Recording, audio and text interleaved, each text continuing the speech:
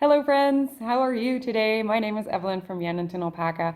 And do you remember those moments when you're wearing a woolen garment and then when you take it off or you wear something on top of it, everything is covered in hairs? That's called shedding, and it's pretty frustrating. So if you are thinking about buying an alpaca woolen garment, you're probably wondering if an alpaca woolen garment is going to do the same. And the good news is it doesn't really do that. The bad news is it does do it a little bit. And today I am going to explain why.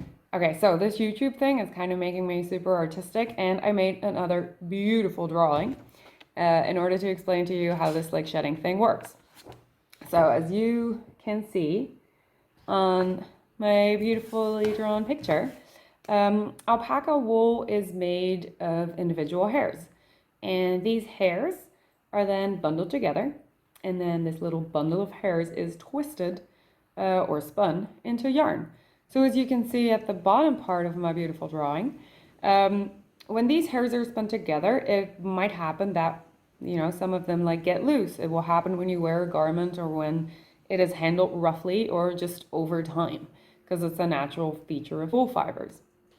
So when these hairs get loose, they start to stick out. And when they stick out, they sometimes wiggle themselves free.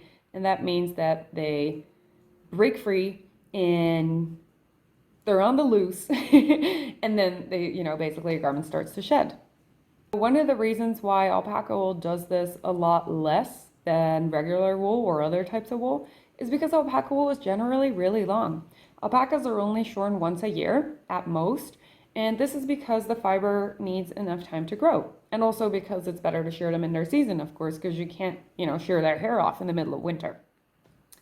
So alpaca wool generally has a staple length between 6 and 7 centimeters, which is pretty long. So you can imagine those 6 to 7 centimeter long hairs are twisted together and spun into yarn. They're pretty solid and they're pretty well interlocked. And this means that there's very little chance for them to break free and start to shed.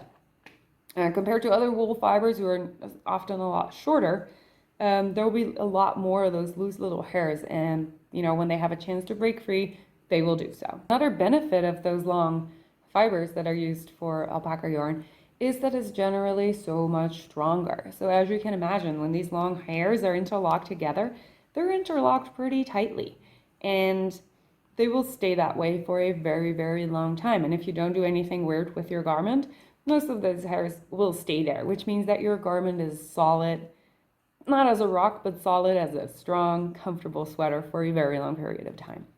And then, of course, there's a huge benefit to having a strong garment and a strong fiber. And that is because it keeps your garment look nice for a much longer time. So as you can imagine, if you're going to invest in an alpaca woolen garment, you're going to want it to last. Because honestly, alpaca woolen garments aren't always that cheap. And if you're thinking about, if it is worth the investment or not, you're going to want to have something that you're going to be able to wear for a very long time. So alpaca wool is just that. And you will see with any alpaca woolen garment that it will look nice for a very, very, very long time. And one of the reasons is because those fibers, just those hairs, they stay together nicely, and that makes that your garment doesn't look